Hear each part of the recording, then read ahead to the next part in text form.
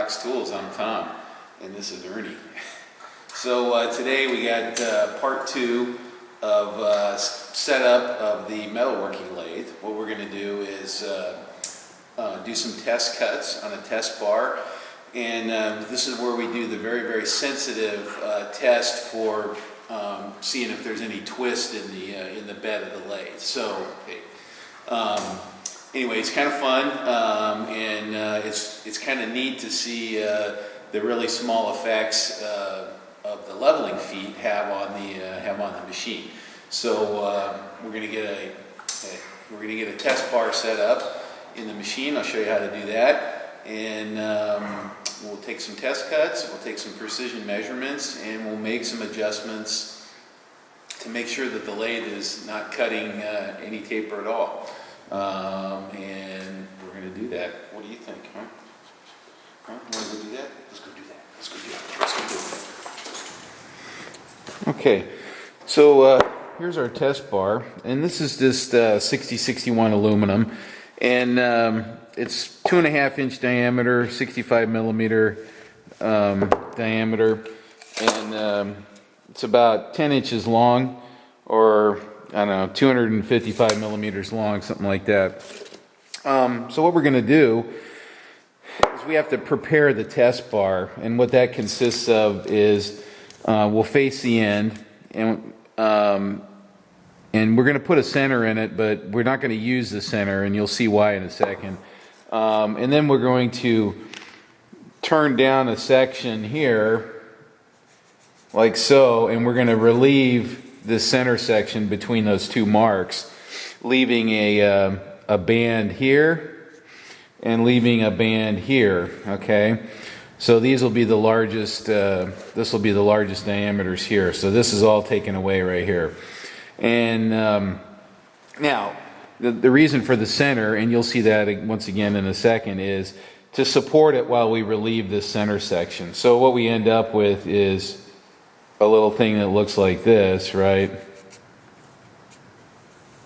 This is roughly exaggerated, okay? So we end up with a little bar that kind of looks like that, okay? And once we get it up in the lathe and do that, I'll explain what the reason is for that. So let's get that set up. We'll face the end, we'll center drill that, and get it ready to relieve for the center. Okay, so we're going to face the end of this, and then we're going to center drill it. So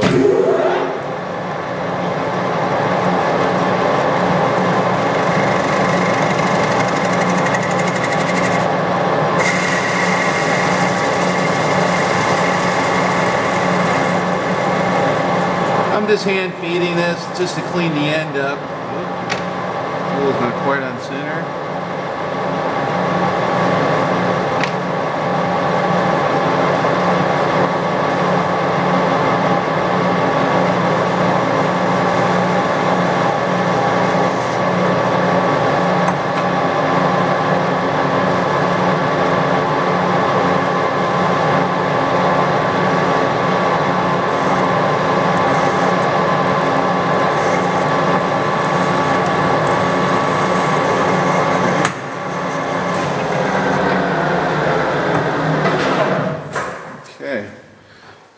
We're going to do is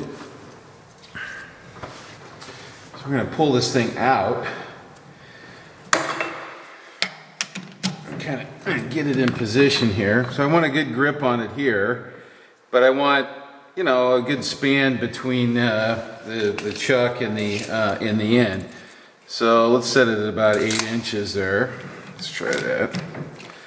Yeah, 8 inches is 200 millimeters. All right, lock that down. So for this, the diameter of this bar is kind of important. It can't be too small. You need to have something, you know, actually the bigger the better, because it's self-supporting. I can stick it out this far and get an accurate cut here and an accurate cut here on our bands that we were talking about. So it needs to be a large enough diameter that you can do that, right? You can't do this on a 1-inch bar. And you cannot do this with the center in, okay? Because what we're evaluating is we're evaluating the twist in the lathe ways, And what we don't want is we don't want the tailstock and whatever errors are there influencing the bar, okay? So that's really one of the main keys. Now I'm just center drilling this so that I can do this relief, and then we're gonna pull that center out of there. All right, nice. Nice one, Mr. Wizard. All right. Well, see, that's why you have the no spill cup. It worked, did its little job. Okay, so I'm going to put a center in. This is my new Royal Versaturn center. It's combined center and bull center in one. So we're just going to set that in there like that, lock her down. Okay. And we'll just put a big chamfer on this edge here. We're going to come up, get a nice band going. Zero the DRO, so we're going to go there to about, get some even number here, how about 5.9, like that.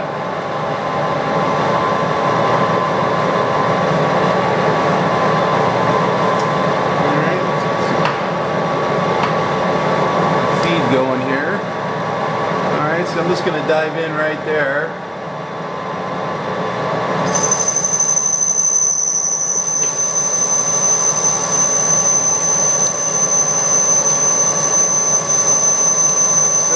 Using my combination tool there.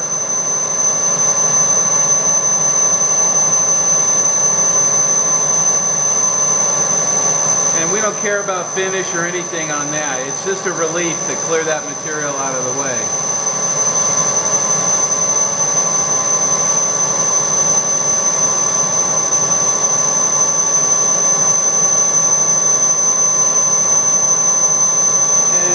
We're going 710 RPM at, yeah, I don't want to look at the feed rate right now. It looks like about 8,000 per rev, something like that. Maybe not that much.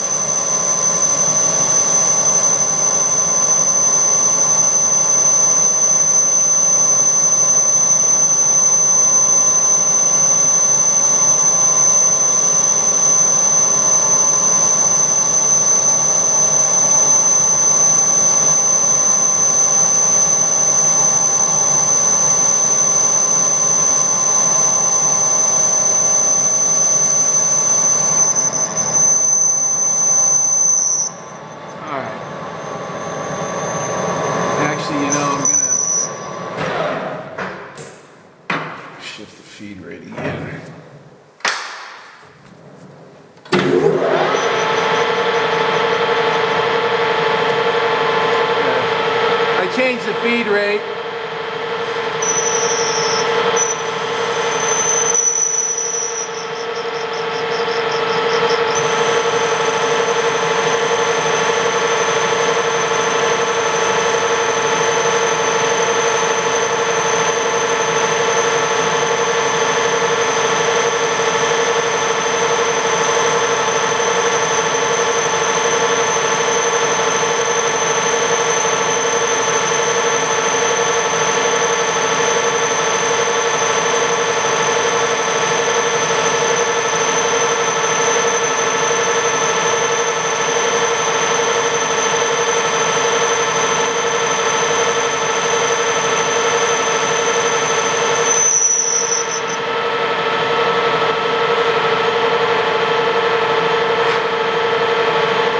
Change it one more time. There we go.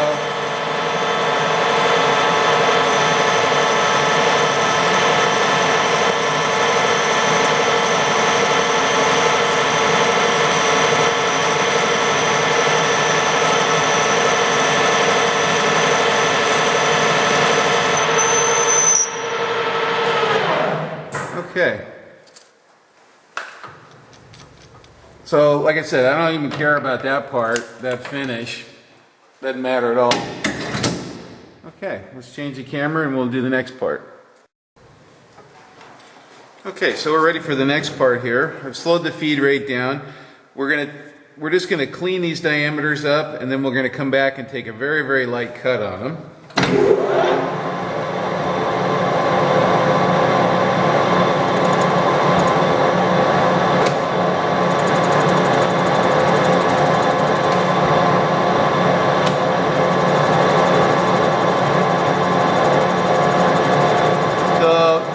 taking a light cut, no chatter, no shenanigans there.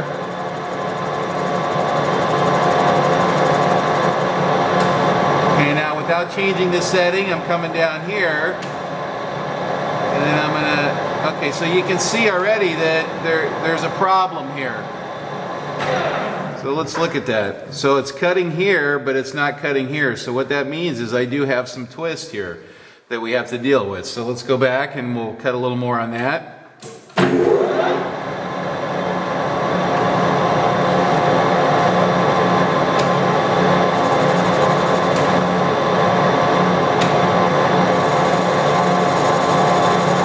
Okay, that looks like a full cleanup there now. And this is a pretty light cut. Frankly, I don't really care what it is right now. I just want to get that cleaned up. I want to get them both cutting. And there it's cutting there.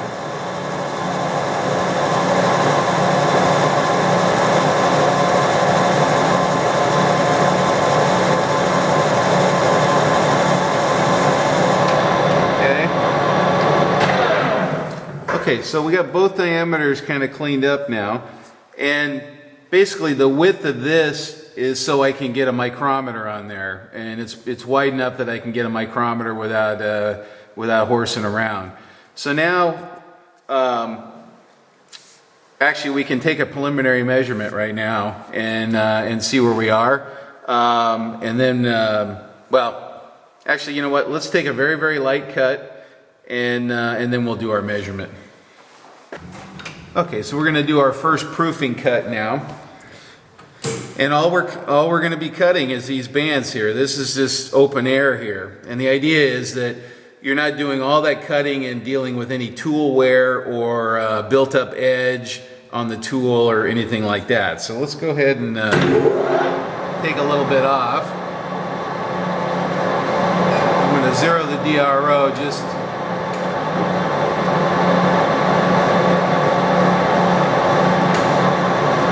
So that's just a very light fuzz cut there.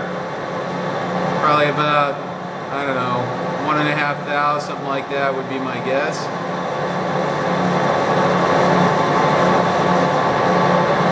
Okay, now I'm going to just bring it down smoothly to here and do the same thing. Take a little skim.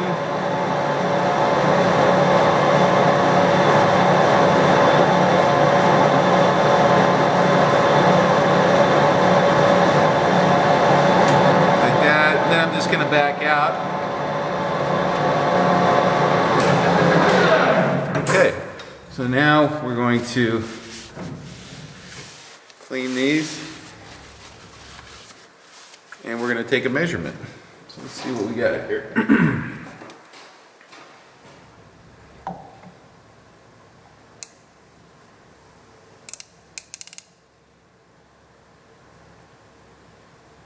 Oop.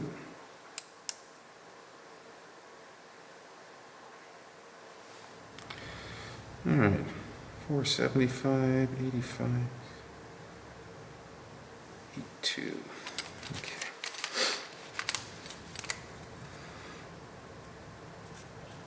Oop. See, it's kind of hard to write on that, so 2.48.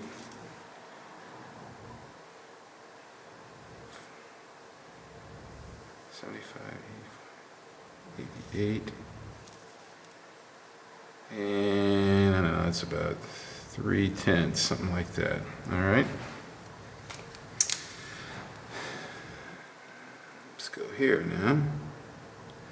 You know, that's, I wish I actually now turned that smooth so I could write on that and you guys could read it easier.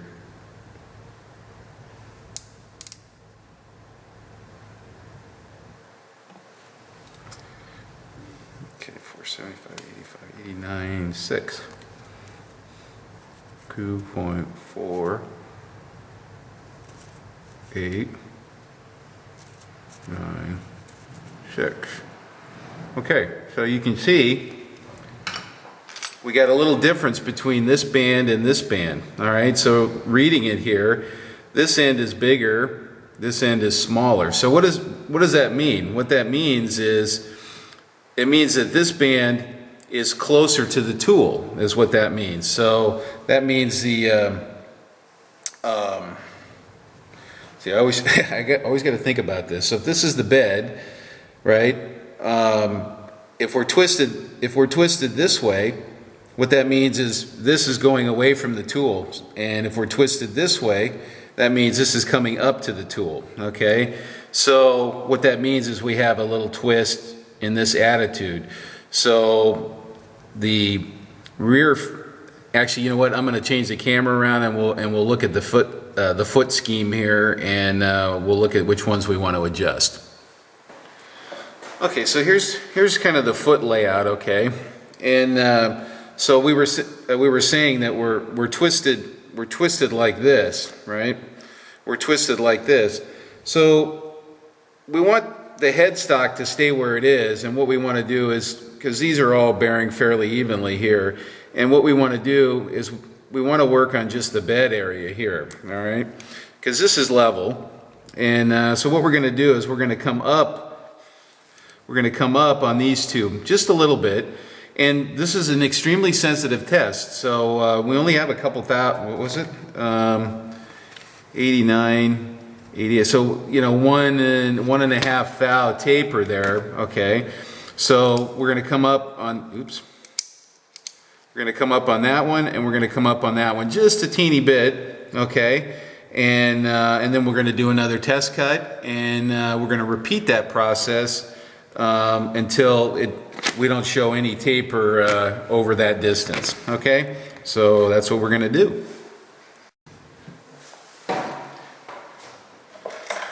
Okay, so I made the adjustment on the back 2 feet, and just for reference, they're fine thread screws, and I adjusted it approximately that much. Okay, so the 2 feet that I indicated just a second ago, I adjusted it maybe 15 degrees of rotation. All right, which is not much. Okay, so let's come back. And let's get rid of this.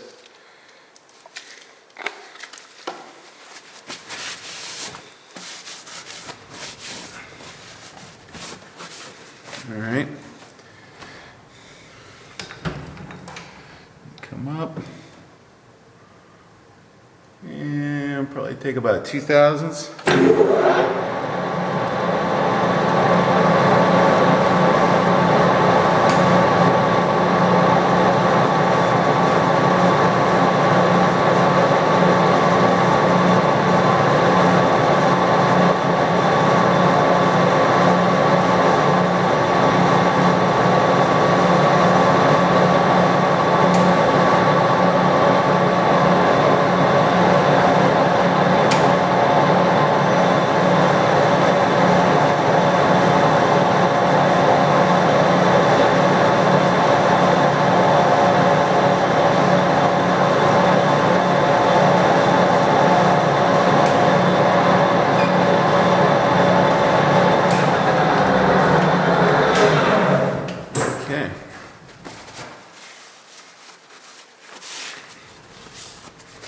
All right, let's get another measurement.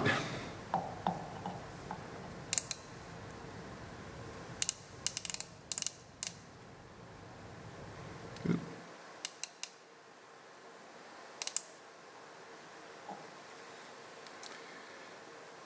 75, 85, 86 even.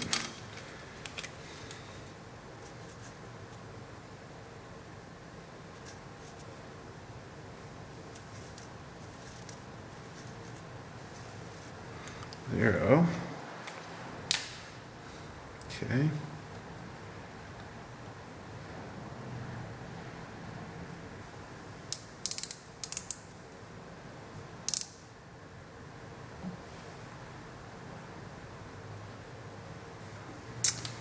All right, so 75, 85.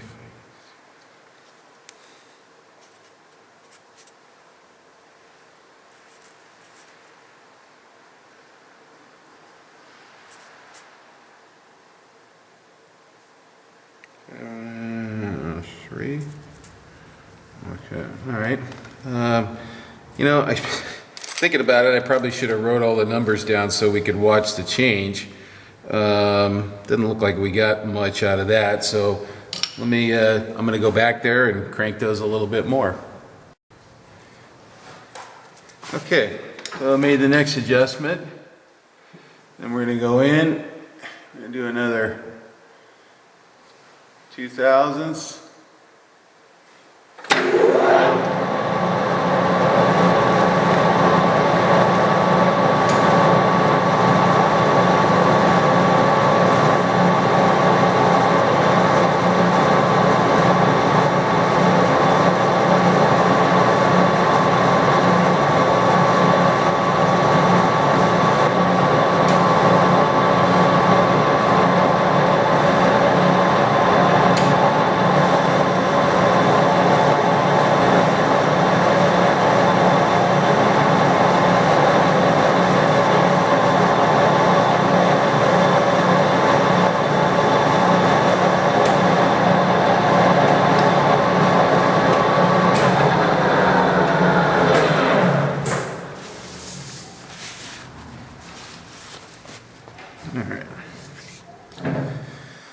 Okay, so let's measure again here.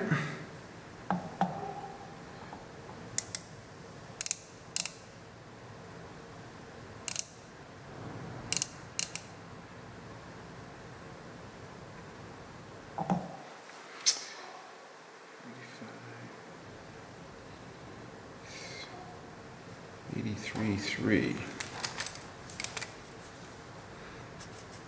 2.4. 8, 3, let's call that 4.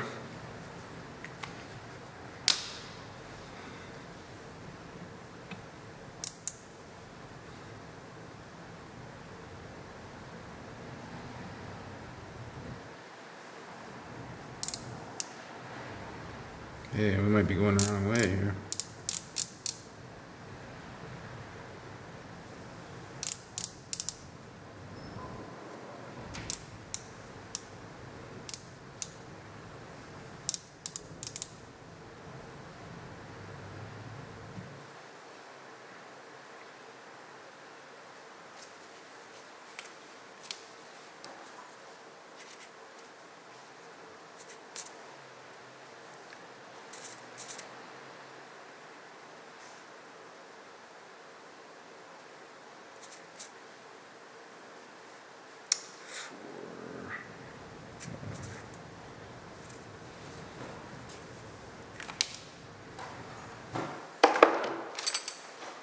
All right, so 3,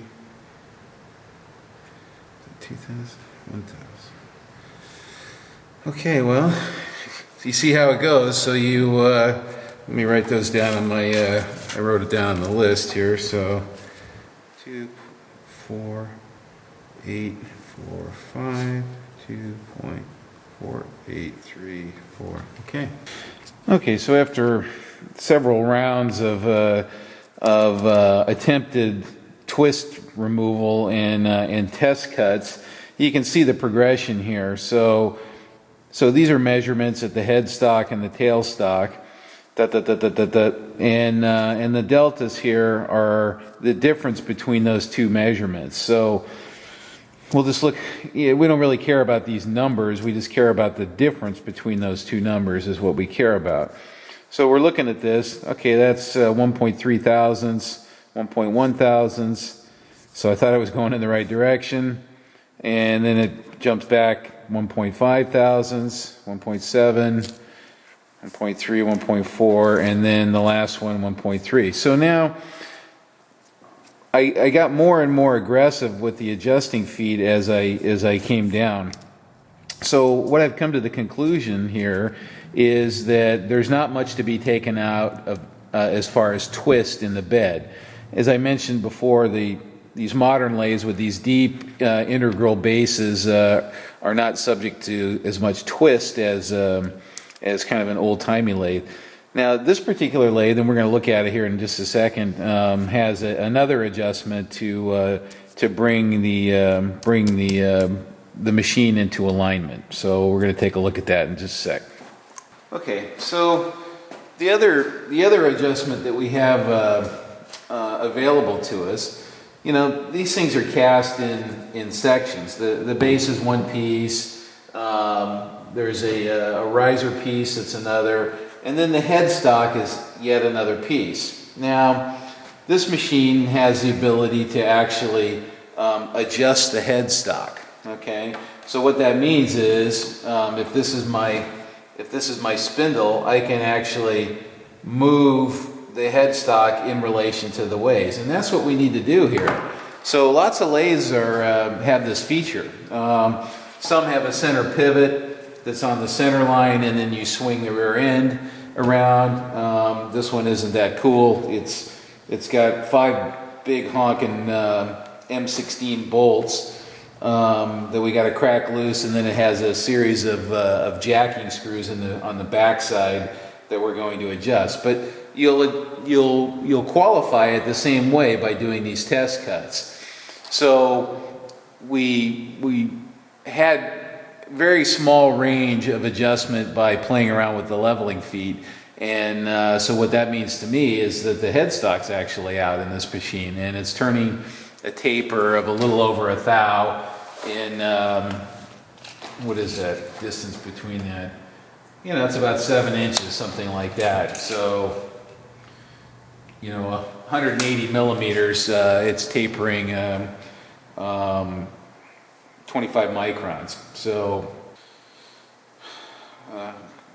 anyway, 1/1000th of an inch. So, anyway, where the heck am I here? My thoughts. Oh, so I didn't have a 14 millimeter Allen wrench, and so I ordered one and a socket attachment to go on a breaker bar so that we can crack these loose. So we're going to go through that and crack these loose and adjust the headstock in relation to the ways, and get that aligned properly so that we're not cutting any taper. But before I do that, I'm going to re-level the lathe carefully again and get it setting kind of back evenly on all the feet and level, and then we'll make our headstock adjustments, and then if there's a tiny bit left over, then we might try the leveling feet again. So you can see this is kind of a process.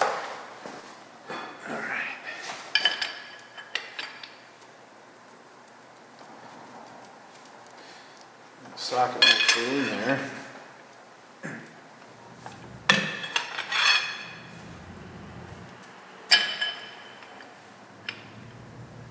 Come on, you bastard. I don't think I need to fully loosen them.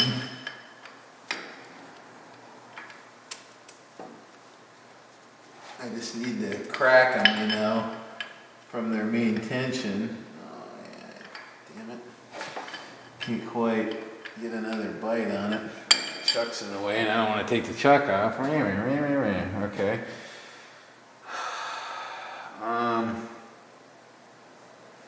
Well, I did loosen that pretty good, so let me do the last one there. Let's see if I can get the last one. I'm going to blow that one out. Alright, so we're loose, or well, not loose, but we're cracked.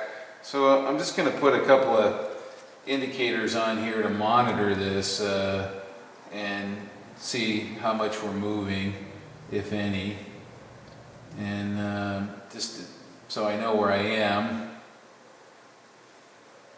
or am not.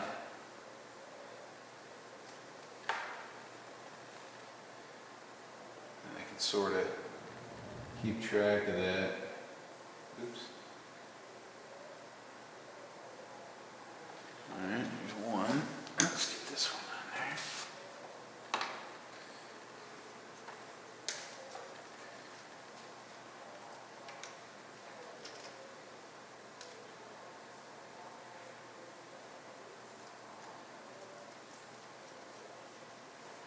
See, this is why you need more than one indicator too, right?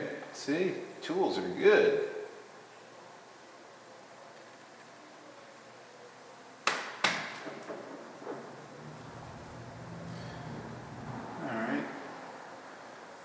Alright, so those are zeroed out. Now what I'm going to do is I'm going to go around the back side of the machine, and I know which way I need to go. Let's see, the tailstock end was the small end. Yeah, so this was the small end. So what that means is this is too far, it's too close to the tool, okay? So what I need to do is I need to take that one away from the tool, roughly half of the amount that I see on the on the taper. So I should be able to read that with these indicators without going to a fancy, you know, hey, that's what that adjustment's for, Dean Don. Okay. All right. So I'm gonna make an adjustment, and you'll probably hear me crying here in just a second. Okay, so after screwing around with it for a while here's our situation here, is after doing some test turns, and I'm just going to draw this kind of exaggerated here so you guys get the idea. We're turning a taper here, okay? And I'll draw a center line through this, like so, okay? Excuse me. And then the path that our tool is following is parallel to that edge. It's parallel to that, so,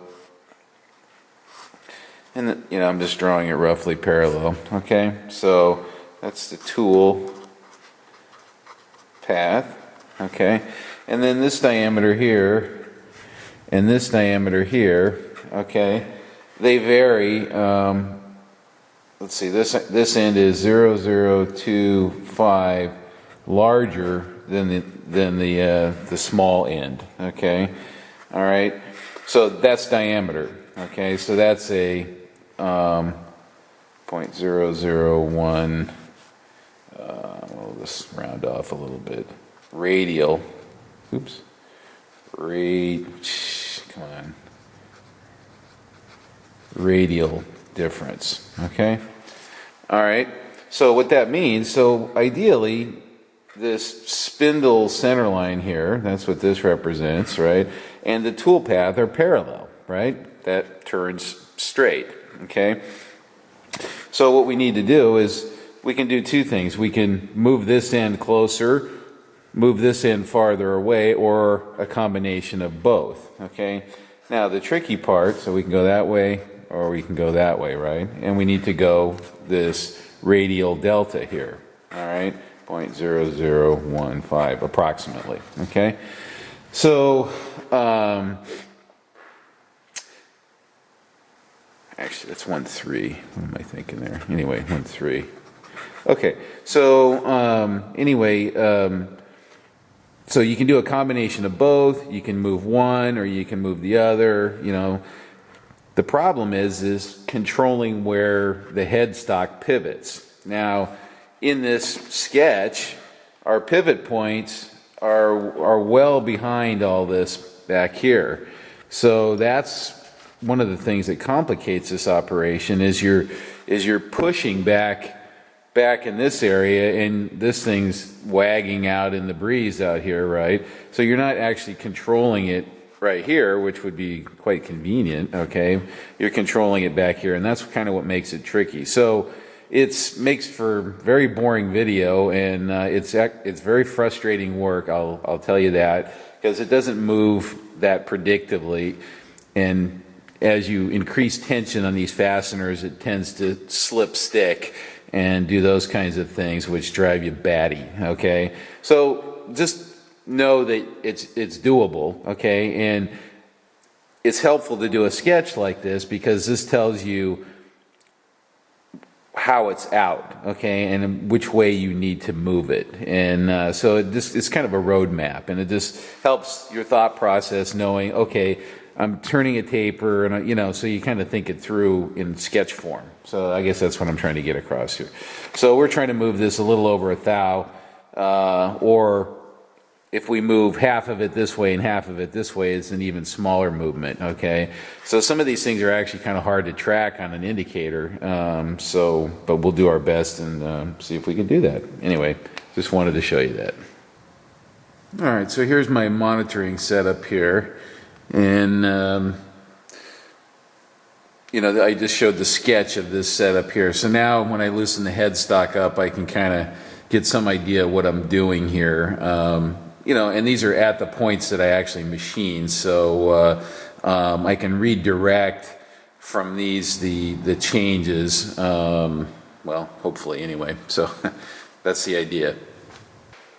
Okay, so we're pretty close now, and I just want to show the kind of the last bit here. We've been cutting on these for a while now, trimming them down. So I adjusted the headstock and got this realigned using indicators and then some jacking screws on the backside of the machine. So we're gonna do a test cut here, and we're gonna measure it. And what we're looking for is as little taper as possible that we can achieve between those 2 points. So.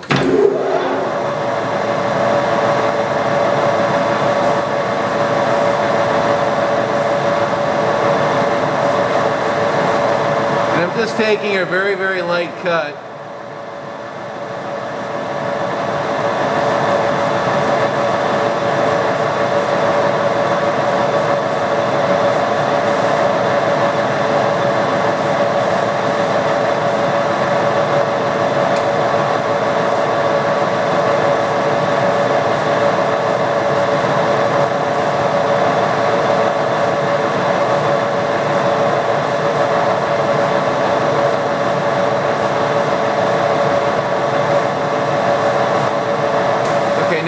Moving anything, I'm going to go all the way down here, nice and smooth, and then I'm going to cut that band.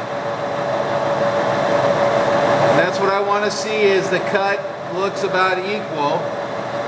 It's not heavier, it's not lighter.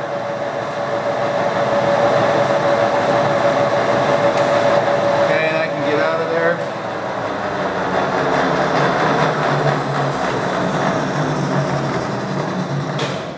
Now the machine's making more noise because I got the gearbox cover off, because that's where some of those adjusting screws were. Give that a little wipe, and we'll get a measure here.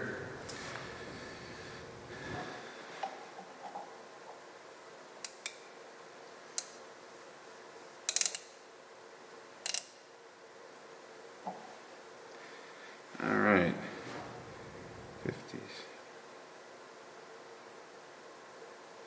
57.3, 2.4673.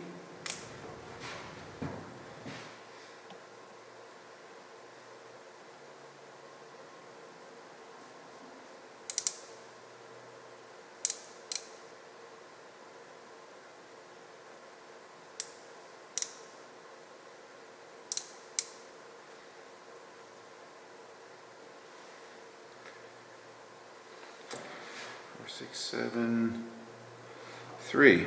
So 7, 3. So we're good. Don't touch anything. So so this is the so what we ended up with was, let's see if I can write that on 2. You know what? I'm not writing it on there. This is too rough, and then my Sharpie's too blunt for that. So we basically have no taper but over this distance, which is actually really good. That's 7 inches, or 180 millimeters. Okay. We have no measurable taper. Now this isn't a tenths reading micrometer. I wish it was, but you know, you can interpolate between the lines pretty well. So I'm pretty happy with that. All my bolts are tight. My jacking screws are tight. I'm level. I'm happy. Now, I didn't show the whole process. Actually, you know what? I'm going to change the camera around. Okay, so it's kind of, you know, it's a difficult thing to do. It takes you a while because you have a lot of different things that all have to kind of come together at once. Your machine needs to be level with no twist, and in this case, with a machine that has an adjustable headstock, that has to be adjusted, and all the fasteners need to be really tight, and the jacking screws need to be, you know, jacked against each other and opposing properly. So you can't just leave things loose just because it's cutting good. That's the frustration with the process, and why it takes so long is, you know, you want to be bearing properly on all the feet, all the fasteners are equally tight, and your jacking screws are opposing well. And then you can feel pretty comfortable that your lathe or your machine is going to be stable for a while. Now, this is something that you should check every once in a while, and you know, in the course of your work, you're measuring in different places, so you start to detect tapering conditions and things like that, and then it's probably time to survey the machine and take a look at those things. So, you know, it's kind of a hard thing to show without making this extremely boring video of a very, like I said, kind of mind-boggling procedure that I find very frustrating. You're up and down and you're back and forth, but it needs to be done, so it's just part of the work, and fortunately you don't have to do it very often. So anyway, I hope you guys got something out of that, and feel comfortable aligning your lathes and taking them part way apart. You know, I didn't show it, but I had to take this gear set off to get at one of the screws there, and you know, so you end up kind of going backwards to go forward a little bit. So all you want to do is use the machine, right? So anyway, I hope you guys liked that and got some good information out of that, and weren't bored to tears. So thanks for watching.